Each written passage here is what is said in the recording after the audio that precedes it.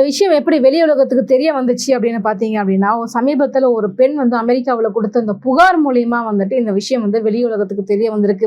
Okay, இப்போ இந்த Jeffrey Epstein என்னவா இருக்காரு அப்படின்னா, அவர் வந்து இறந்துட்டார். கிட்டத்தட்ட 2019 வந்துட்டு சிறையில் மர்மமான முறையில் வந்துட்டு இறக்கப்பட்டிருக்கார். இவருடைய இறப்புக்கு பின்னாடியும் வந்துட்டு ஒரு மிகப்பெரிய ஒரு மர்மம் நிறைந்திருப்பதாக சொல்லப்பட்டு வருது. அதாவது தன்னோட விஷயங்கள்லாம், தன்னோட ரகசியங்கள்லாம் வெளியே வந்துருமோ அப்படின்ற ஆதங்கத்தில் வந்துட்டு அவர் கொலை செய்யப்பட்டிருக்கலாம் அப்படின்ற மாதிரியான தகவல்கள் வந்துகிட்டு இருக்குது.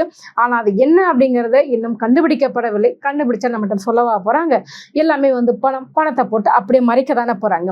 இதில் வந்து பார்த்தீங்க அப்படின்னா, இளவரசர் ஆண்ட்ரூ, இங்கிலாந்தினுடைய இளவரசர் எலிசபெத் ராணி இருக்காங்க இல்லையா, அவங்க வம்சாவளியை சேர்ந்த ஆண்ட்ரூ அவர்களும் சிக்கியிருக்கிறார். மைக்கேல் ஜாக்சன் அவர்களும் சிக்கியிருக்கிறார். கிளின்டன் அவரும் வந்து சிக்கியிருக்கிறார். முக்கியமாக ட்ரம்ப் எல்லாம் பார்த்தீங்கன்னா அப்படின்னா, ஆமா நான் செஞ்ச என்ன இப்போ அப்படின்ட்டு பேசக்கூடிய ஆட்கள். ஆனால் இவருமே அந்த ஃபைலை பார்த்து பயந்து நடுங்கிக்கிட்டு தான் இருக்கிறாரு. விஷயம் வந்துட்டு வெளியே வந்துருச்சு அப்படிங்கிறதுனால நிறைய குழந்தைகள் வந்துட்டு இந்த மாதிரி பாலியல் ரீதியாக துன்புறுத்தப்பட்டு கொலை செய்யப்பட்டு அவர்கள் வந்துட்டு சமைத்து உண்பது அப்படிங்கிறது வந்து கற்பனையில கூட எட்டாத ஒரு விஷயமாக வந்து பார்க்கப்பட்டு வருது. நிறைய ஹாலிவுட் படங்கள்லாம் பார்த்துருப்போம். இந்த மாதிரி எல்லாம் சைக்கோ த்ரில்லர் கதையெல்லாம் நிஜத்திலேயே நம்ம கூடவே வந்துட்டு ஒரு சைக்கோ த்ரில்லராக வாழ்ந்திருக்கிறார் அப்படிங்கிறதுல மாற்று கருத்தே கிடையாது.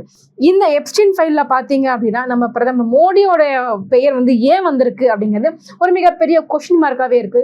இது சம்பந்தமா வந்துட்டு எதிர்க்கட்சி தலைவராக இருக்கக்கூடிய ராகுல் காந்தி வந்து பார்லிமெண்ட்ல பேசி ஒரு பிரச்சனையை வந்து கிளப்பி இருக்கிறாங்க. எப்ஸ்டீன் சொல்லி தான் வந்து நான் வந்து இஸ்ரேல் நாட்டுக்கு போறேன், அங்க வந்துட்டு டான்ஸ் எல்லாம் ஆடுனேன் அப்படின்ற மாதிரியான விஷயங்கள்லாம் வந்துட்டு அதில் பதிவு செய்யப்பட்டிருப்பதாக சொல்லப்படுது. ஆனால் அது எந்த அளவுக்கு உண்மை, நம்மளுடைய பாரத பிரதமர் மோடியை பற்றி நிறைய விமர்சனங்கள் வந்த வண்ணம் தான் இருக்குது. சரியான தீவிரமான விசாரணைக்கு பின்னர் தான் உண்மைகள் வந்துட்டு வெளிவரும் அப்படிங்கிறதுல மாற்று கருத்து இல்லை. ஸோ அது சம்மந்தமாக நம்ம எதுவும் டிஸ்கஸ் பண்ண வேண்டாம். நம்முடைய இந்தியாவை சேர்ந்த நிறைய பிரபலங்கள் பேரிலையும் அனில் அம்பானி பேர் கூட அதில் இருப்பதாக சொல்லப்பட்டு வருது. சச்சின் டெண்டுல்கருடைய பேர் அதில் இருப்பதாக சொல்லப்படுது. ஆனால் இதற்கான தகுந்த ஆதாரங்கள் இல்லாத பட்சத்தில் நம்ம அதை பற்றி விமர்சிக்க வேண்டாம்.